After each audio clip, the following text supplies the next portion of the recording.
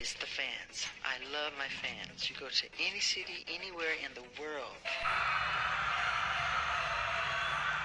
Michael Jackson वो शख्स हैं जिनके सबसे ज़्यादा दीवाने आज भी हैं।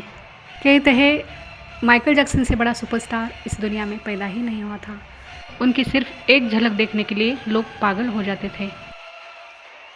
उनके मंच पर आते ही प्रशंसक रोते चिल्लाते उत्साहित हो जाते। किसी और आर्टिस्ट के लिए ऐसा रिएक्शन ढूंढ के भी नहीं मिलेगा। प्रदर्शन से पहले माइकल कभी कभी स्टेज पर बैठ जाते और अपने ऑडियंस को जी भर के देखते, फैंस के एक्साइटमेंट जोश को देखते और फिर प्रदर्शन शुरू करते। फैंस के पागलपन के बारे में माइकल कहते, I have best fans in the world. अपने शो के बारे में माइकल कहते, जब मैं शो करता हूँ तो प्रशंसकों को नाचते चिल्लाते हुए देखता हूँ और उत्साहित होता हूँ और हम उनके लिए खुशी ला रहे हैं। यह दुनिया का सबसे बड़ा एहसास है। वो मुझे प्यार और ऊर्जा दे रहे हैं और मैं उन्हें वो वापस दे रहा हूँ। मेरे प्रशंसक वास्तव में मेरा ही हिस्सा है। हम कुछ ऐसा साझा करते हैं जिसे अधिकांश लोग कभी नहीं समझ सकते। 1999 में माइकल ने उनका आखिरी कॉन्सर्ट किया था और तब उनके 4.8 बिलियन यानी 480 करोड़ फैंस थे। उनके कॉन्सर्ट के लिए हर उम्र के लोग होते थे। थ्रिलर एल्बम से ही माइकल के फैंस उनके दीवाने हो चुके थे। वो सिर्फ उनके कला के ही नहीं, उनके व्यक्तित्व के भी दीवाने थे और माइकल के प्रशंसकों ने पागलपन की सारी हदें पार कर दी थी।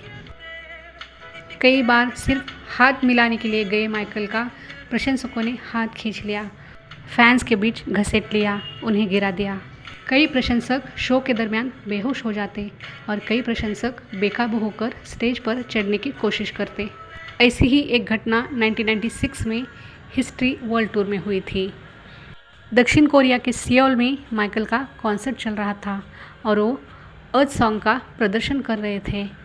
हमेशा की तरह स्टेज के ऊपर से राइड करने के लिए माइकल प्रदर्शन के दौरान क्रेन पर चढ़े। प्रदर्शन शुरू था।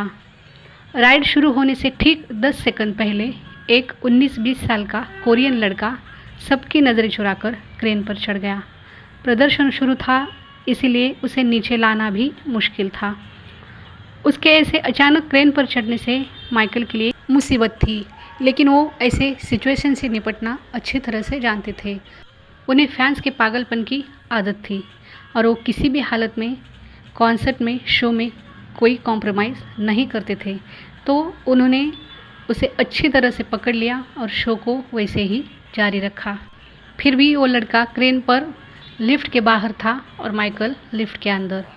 वो गिर न जाए इसके लिए माइकल ने उसे इस तरह से पकड़ा जैसे एक माँ अपने बेटे को पकड़ती है।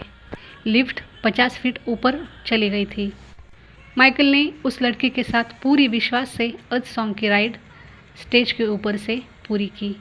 वो लड़का माइकल के साथ राइड एंजॉय कर रहा था। राइड पूरी होने के बाद लिफ्ट नीचे आई। माइकल के बॉडीगार्ड्स उस लड़के को निकालने के लिए स्टेज पर गए, लेकिन वो लड़का माइकल से दूर नहीं होना चाहता था। वो सबसे लड़ रहा था। ऐसे कई हादसे हुए जहां माइकल के फैंस ने अपने पागलपन की सारी हदें पार कर दी थी। कई बार माइकल के फैंस ओवर इमोशनल होकर उस पर हावी हो जाते, इसलिए माइकल के सहकर्मियों को उनके कुचले जाने का डर था, तो वो माइकल को भीड़ में जाने से मना कर देते। माइकल के बॉडीगार्ड ने माइकल के घर में छुपे हुए उनके एक पागल प्रशंसक की कहानी सुनाई थी। एक दिन आधी रात को माइकल फ्रिज से कुछ खाना लाने के लिए अपने किचन में गए थे। तभी उन्होंने देखा कि उनके किचन में एक जवान लड़का छुपा हुआ है। उन्होंने उससे पूछताछ की तो उसने कहा कि वो सिर्फ माइकल से मिलने आया था और घर के बाहर बहुत सुरक्षा थी, इसलिए वो किसी दूसरे दरवाजे से आकर किचन में छिप गया था। माइकल की जगह कोई और होता तो शायद पुलिस को बुला लेता, लेकिन माइकल ने उसे साथ बिठाकर खिलाया और फिर बॉडीगार्ड्स के साथ उसे वापस भेज दिया, क्योंकि उन्हें पता था कि ये फैंस का प्यार है और इस प्यार में वो कभी कभी उत्साहित हो जाते हैं और अपनी हदें पार कर लेते हैं। तो वो कभी भी फैंस पर गुस्सा नहीं होते, उन्हें उनका प्यार वापस लौटाते। माइकल जहाँ भी जाते इतनी भीड़ होती थी कि वहाँ सांस लेना मुश्किल हो जाता था। न्यूयॉर्क में एक प्रवास के दौरान प्रशंसक पूरे दिन एक जगह से दूसरी जगह पीछा करते रहे।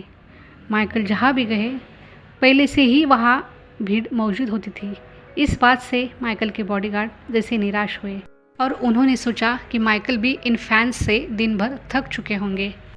इस वजह से उन्होंने माइकल को उस इमारत के बैक डोर से बाहर निकाला और कार तक पहुंचाया। माइकल ने अपनी बॉडीगार्ड से पूछा, तुम लोगों ने ऐसा क्यों किया?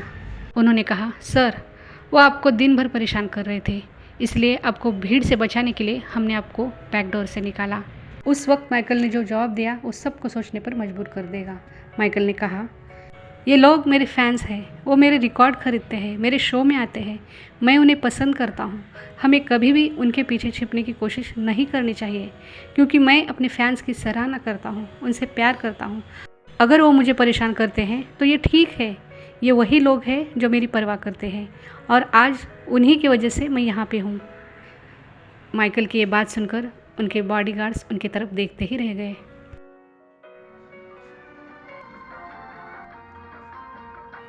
माइकल कॉन्सर्ट के लिए विदेश टूर पर थे, शायद पेरिस में, और एक होटल में ठहरे हुए थे। ठंड का मौसम था और माइकल के सैकड़ों फैंस उसके कमरे के खिड़की के नीचे कंबल और खाने का सामान लेकर रात भर बैठे रहे। माइकल ये देखकर अस्वस्थ हो गए कि उनके फैंस उनके लिए इतने ठंड में बैठे हुए हैं। उन्होंने अपने बॉडीगार्ड से कहकर उन सैकड़ों फैंस के लिए पिज़्ज़ा भेजा। जी हाँ, उन सैकड़ों फैंस के लिए माइकल ने पिज़्ज़ा भिजवाया था। कई बार जो खिड़की के नीचे फैंस खड़े हैं उनसे मिलने को माइकल का जी करता, लेकिन वो हाइपर हो जाते, इसलिए चाहकर भी माइकल उनसे नहीं मिल सकते थे। तो नवी नाम का एक इंसान माइकल के लिए बॉडी डबल का काम करता था। माइकल उसे अपने कपड़े पहनाते, अपने जैसा बनाते और उसे होटल की बालकनी में खड़ा कर देते और खुद भेस बदलकर होटल के नीचे खड़े रहे फैंस के बीच जाते और घूम कर आते। उन्हें अच्छा लगता फैंस के बीच जाना, उनके प्यार को पास से महसूस करना। कई विदेश दौरों में माइकल यही करते, अपने डुप्लीकेट को होटल के बालकनी में खड़ा करते और खुद बाहर जी भर के आज़ाद घूम कर आते।